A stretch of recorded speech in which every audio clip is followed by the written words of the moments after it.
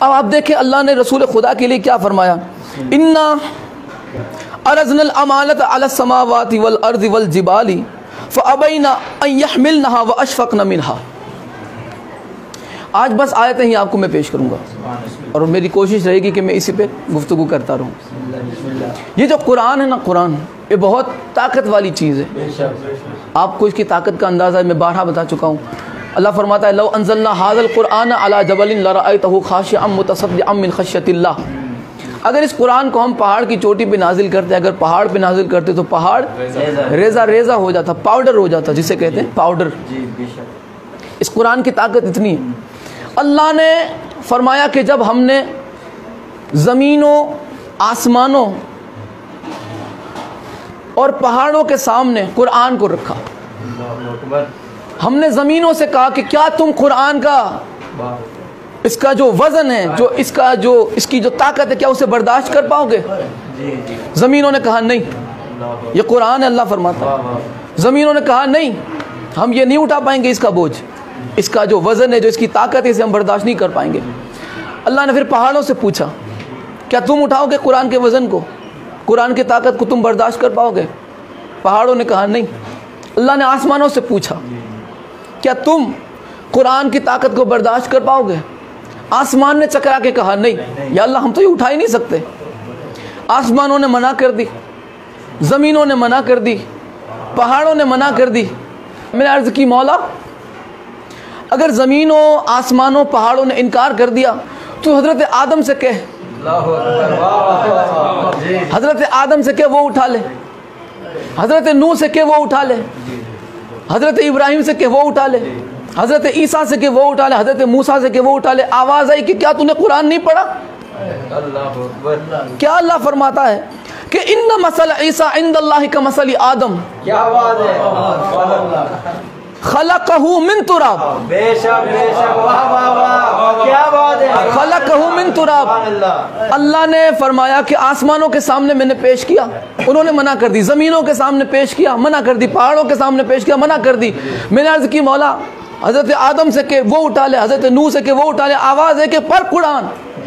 میں نے قرآن پڑھا، پتا چلا کہ آدم سے لے کے عیسیٰ تک تمام نبی، فرماتا ہے اللہ مٹی سے خلق ہوئے ہیں، اور مٹی پہلے ہی منع کر چکی ہے، مٹی پہلے منع کر چکی ہے۔ ہم سے تو قرآن کا بار اٹھے گا نہیں، قرآن کی طاقت ہم برداشت کر نہیں پائیں گے۔ یہ ہے مٹی زمین کا جز، اور زمین پہلے منع کر چکی ہے، زمین پہلے ہی منع کر چکی ہے۔ پتا چلا کہ جو بھی قرآن کو اٹھا لے گا وہ مٹی سے نہیں، نور سے خلق ہوا ہوگا، وہ مٹی سے نہیں نور سے خلق ہوا ہوگا، کیونکہ مٹی تو اٹھا سکتی نہیں، تراب کا کام نہیں ہے، یہ تراب نہیں اٹھا پائے گا۔ قرآن کا جو وزن ہے، جو قرآن کی طاقت کو تراب نہیں برداشت کر پائے گی۔ پتہ چلا منع کر دی زمینوں آسمانوں نے، انبیاء تو اٹھا نہیں سکتے کیونکہ وہ زمین کے جز سے بنے ہوئے ہیں۔ تو اب جب زمینوں نے انکار کر دیا، آسمانوں نے انکار کر دیا، پہاڑوں نے انکار کر دیا، نبیوں نے انکار کر دیا کہ ہم قرآن کے بوجھ کو نہیں اٹھا پائیں گے، تو اب اللہ نے صدا دی کہ کون ہے جو اس میرے کلام کو برداشت کر پائے، برداشت کر پائے۔ یہاں پہ کائنات میں ایک ہی ہستی تھی جس نے آواز دی، آمنہ کا لال آگے آیا، عبداللہ کا لخت جگر آگے آیا، ابو طالب کے گود کا پالا آگے آیا،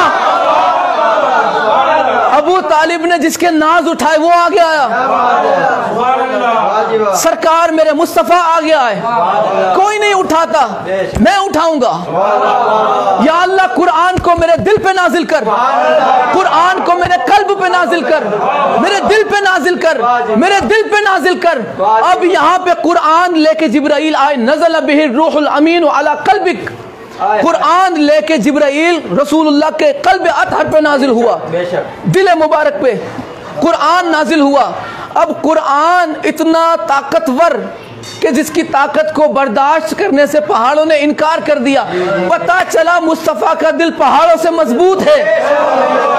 کاش آپ وہاں پہنچے جہاں میں پہنچانا چاہتا ہوں۔ مصطفیٰ کا دل پہاڑوں سے بھی مضبوط، مصطفیٰ کا دل آسمانوں سے مضبوط، مصطفیٰ کا دل زمینوں سے مضبوط۔ عقل کے اندھوں، بے غیرتوں، نبی کے دشمنوں، رسول کے گستاخوں، جس رسول کا دل پہاڑوں سے زیادہ مضبوط ہو، جس رسول کا دل آسمانوں سے زیادہ مضبوط ہو، جس رسول کا دل زمینوں سے زیادہ مضبوط ہو، اسے ہلکے سے بخار سے ہذیان نہیں ہوا کرتا۔